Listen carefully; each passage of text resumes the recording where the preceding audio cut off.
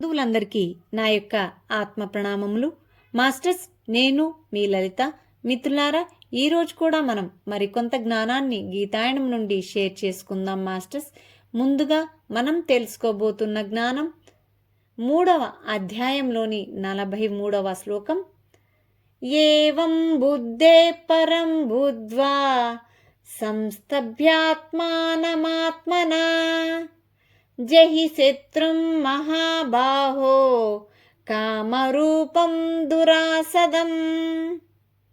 Masters, ఈ శ్లోకాన్ని మరొక్కసారి మనం తెలుసుకుందాం మాస్టర్స్. ఏవం బుద్ధే పరం బుద్ధ్వా సంస్తభ్యాత్మానమాత్మనా జహి శత్రుం మహాబాహో కామరూపం దురాసదం. మాస్టర్స్, ఇప్పుడు తాత్పర్యాన్ని తెలుసుకుందాం. ఓ అర్జున, బుద్ధి కన్నా అతీతమైన ఆత్మను తెలుసుకొని బుద్ధి ద్వారా మనస్సుని వశపరుచుకొని జయించడానికి కష్టమైనటువంటి కామం అనే శత్రువుని చంపి జయించు. మరి మాస్టర్స్, ధ్యాన వివరణ తెలుసుకుందాం మాస్టర్స్. సంఘం ఇచ్చిన అల్ప బుద్ధి కన్నా బలమైన ఆత్మబుద్ధిని తెలుసుకోవాలి. సంఘం చెప్పిన దానికి తలవంచరాదు, ఆత్మను తెలుసుకోవాలి. ఆత్మ చెప్పిన దానికే తలవంచాలి. ఆత్మజ్ఞానం ప్రాప్తించక ముందు సంఘం ఇచ్చిన బుద్ధి మాత్రమే ఉంటుంది. ఆత్మజ్ఞానం ప్రాప్తించిన తర్వాత ఆత్మ ఇచ్చిన బుద్ధి వస్తుంది.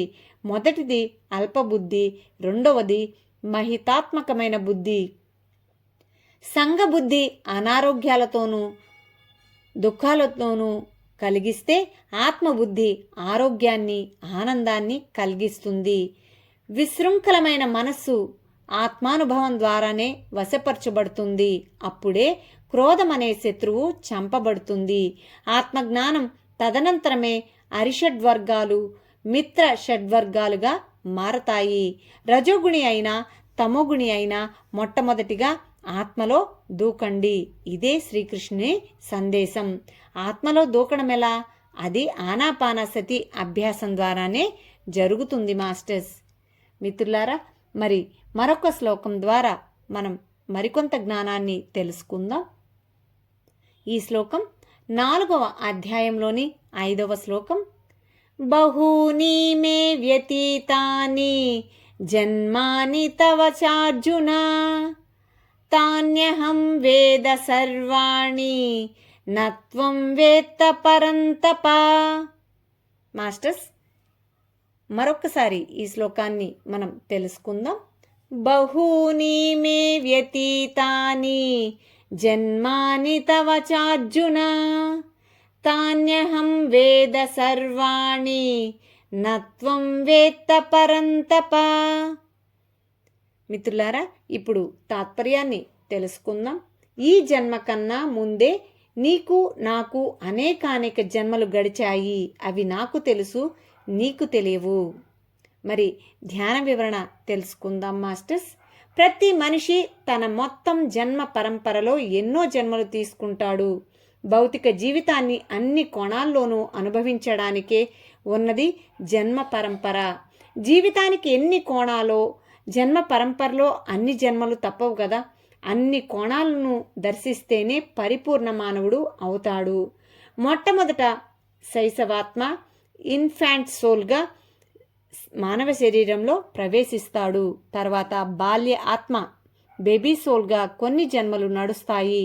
బాల్య ఆత్మ నుండి యవ్వనాత్మ, యంగ్ సోల్గా కొన్ని జన్మలు, దాని నుండి ఇంకొన్ని జన్మల్లో పరిణితి చెందిన ప్రౌఢ ఆత్మ, మెచ్యూర్ సోల్గా, ఆ తర్వాత వృద్ధ ఆత్మ, ఓల్డ్ సోల్గా ఇంకొన్ని జన్మలు, విముక్తాత్మ అంటే ట్రాన్స్డెంటల్ సోల్గా మరికొన్ని జన్మల తర్వాత చివరికి పూర్ణాత్మగా ఇన్ఫైనైట్ సోల్గా మారి ఇంకా జన్మలు లేకుండా చేసుకొని ఈ లోకంలో తన కార్యక్రమాన్ని ముగించుకొని ఇతర ఉన్నత లోకాలకు పోతుంది.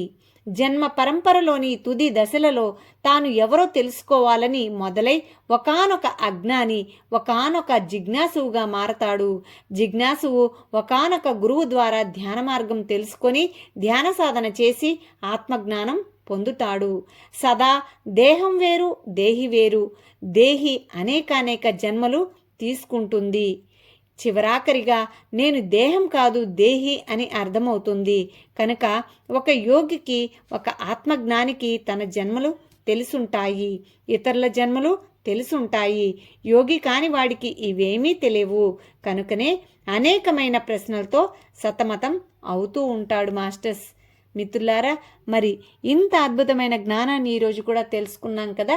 మరి మనం ఏ జన్మల్లో ఉన్నామో మనం తెలుసుకోవాలి అంటే చక్కగా మన ప్రవర్తన ద్వారానే మనకి తెలిసిపోతూ ఉంటుంది. మనం చేసే కర్మల ద్వారానే మనకి తెలిసిపోతూ ఉంటుంది. మరి దానిని బట్టి మనల్ని మనం ఉన్నతీకరించుకోవడానికి మనం మరింత ధ్యాన సాధన మనం చేసినట్లయితే, చక్కగా ఆ జ్ఞానాన్ని పొందినట్లయితే, ఆ జ్ఞానం పొందటమే కాదు మరి అందరికీ కూడా ఆ జ్ఞానాన్ని మనం షేర్ చేయగలిగితే మనం మరింత జ్ఞానవంతులం అవుతాం. ఎందుకంటే పంచిన కొద్దీ పెంచబడుతుంది. మనం ఏదైతే పంచుతున్నామో అది మరింతగా మనకి చేరువవుతుంది మాస్టర్స్. మిత్రులారా, మరిన్ని వీడియో నోటిఫికేషన్స్ కోసం ఈ ఛానల్ని సబ్స్క్రైబ్ చేయండి, లైక్ చేయండి, షేర్ చేయండి. Thank you.